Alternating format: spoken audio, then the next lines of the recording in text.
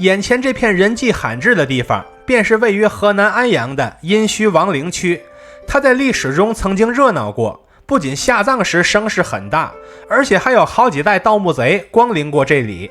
但如今不太行了，在殷墟的各个看点中，它是人气最低的一处。现场除了我俩之外，基本上就没别人了，甚至连树林里的鹿都往景区里呼呼跑，不带怕人的。可能这个场面也是对商朝的一种复原，毕竟现场就展示了一个复制的鹿方鼎，只有见过活鹿的人才能做出这种鼎来。虽然这边荒凉，而且看点不多，但它是殷墟不可分割的一部分，该来还是要来的。而本次的同行人便是我多年的老朋友南希了。大家好，我是徐工。大家好，我是南希。这次一定点关注，下次旅行不迷路啊！我目前在这个地儿是殷墟王陵遗址啊。刚才咱们刚从那个哪儿过来着？上一个地儿，宗庙遗址。对，刚从宗庙遗址过来啊。一会儿我们来好好的逛一逛这。我们是2024年10月租车自驾过去的，入口的两侧有的是可以停车的地方，随便停。附近还安排了直通车，看来能在殷墟几个点位之间往返。来这边参观是要门票的，票价如图所示，联票明显更划算。进门之后，我们发现这边是司母戊鼎的出土地，这件文物已经被借到国博去了。它的前边则是殷墟王陵的平面图，可以简单做个预览。现在我们按照工作人员的指引直奔博物馆区，中途遇到了 M1443 墓址，如今已经回填了，看不出什么来了。这是一座长40多米的大墓，现场只说这座墓被盗过。我查了资料后发现，它上面一共发现了12个盗坑，看来是被盗干净了，所以查不到更多的资料了。然后在东北角的厕所门口还有一个大墓，这个叫做五官大墓，它的墓道是中字形的，这是怕游客看不出来墓道的形状，还用植物做了个标识。在1950年发掘的时候，工作人员发现这边也有被盗的遗迹，但仍然出土了多件青铜器以及虎纹石磬等文物。另外在墓坑里还发现了79个殉人，因为盗墓贼一般不盗这个。看完这两座墓之后，我们来到了车马坑陈列馆，感觉王陵这边的车马坑要比宫殿宗庙遗址那边的车马坑要小一些。博物馆内对车字也做了科普，它是从象形字一路演化过来的。我们在殷墟新馆看过这个知识点，就不赘述了。展厅中间则是车马实物，一共给摆出了2辆，每辆车给配了2匹殉葬马，这差不多是车马的标配了。至于有没有殉人，反正现场展牌没提，看实物也没发现有人骨。这个位置对应的知识展牌则展示了1车2马的拴法，后面就是周代4驾马车，多了2匹马，转向更灵活。当然周天子的车架配置还会更高一些。再往后是秦汉车子，秦代是标准1车4马，左右马匹负责转向，中间2匹马负责前进。至此我们就逛完了这个展厅。现在我们准备奔向 M260 展厅，这里边所展示的是一整座的大墓，这就是 M260 大墓，它被摆在了展厅的 C 位。墓坑靠前的位置是一条斜着向下的墓道，很多商周古墓乃至于南北朝古墓都有近似的结构。如果你绕到它的正面，就还能看到墓道里有一大堆殉人的头骨。至于它的最下方就是墓坑了，这墓坑比我的钱包都干净，已经没什么看点了。唯一的看点叫做腰坑，也就是下边中间的坑，因为墓主是葬在中间的，它对应的正是墓主的腰部，所以叫腰坑。里边一般都摆放殉人、殉生或殉葬品。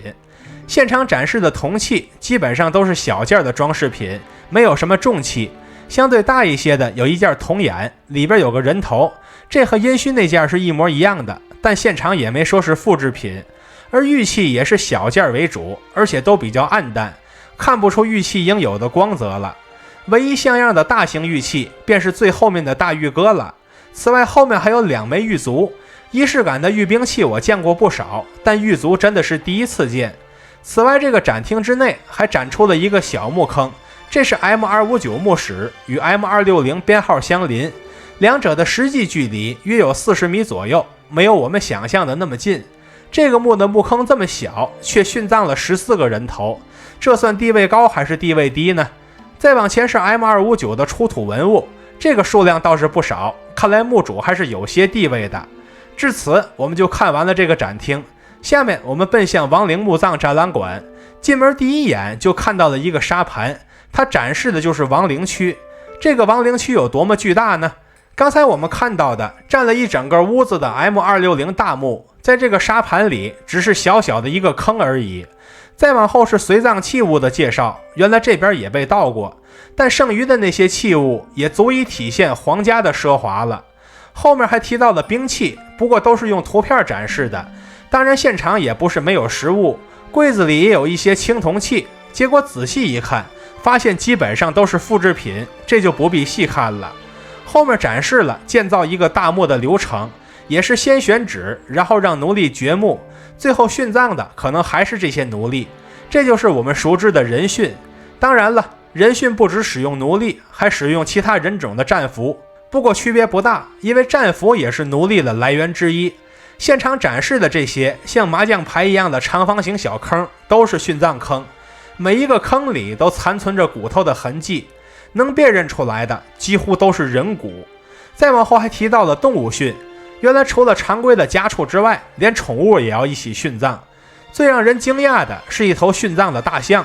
河南有大象是不稀奇的，玉字左右的结构就是长毛猎大象，如果没猎过大象，怕是很难创造出这个字儿的。至此，我们就逛完了这个展厅。现在我们准备离开博物馆区，中途发现了亡灵祭祀场遗址。之前我们在展厅里所见到的祭祀坑，那不过是冰山一角而已。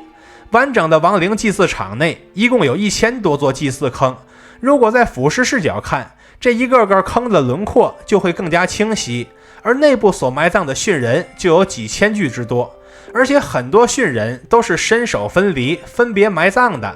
我们通过现场实拍的照片就能了解一二，好在这些都已经回填了，不然现场得多恐怖啊！离开这边之后，我们又看了几座其他的墓，但已经没什么新鲜看点了，也不过是通过回填遗址上的植物造型了解一下墓道的形状，再通过配套的展牌去了解一下他们共同的被盗历史，仅此而已了。真正让人印象深刻的反而是尽头的一处汽车墓，这边的汽车看起来像是已经废弃了，尤其是后边的2辆摆渡车已经快被植物吞噬掉了，可见一切都逃不过熵增定律。汽车如此，而深埋于地下的那些王侯又当如何？无论他们生前有多么显赫，有多少奴隶前呼后拥，死后大葬有多么风光，但最后若没有那些刻意修剪出来的植物，怕是在地面上都留不下什么痕迹了。青铜不能铸造不朽，钢铁也无法抵抗时光，一切都将在时间的洪流中消散，我逃不掉，你也逃不掉。唯有那吞噬一切的世界，才会在永恒的沉默中见证这一场场从混乱到秩序，再由秩序回归混乱的轮回。看到这里的朋友，欢迎点赞、收藏、加关注，和徐工一起读城，一起旅行。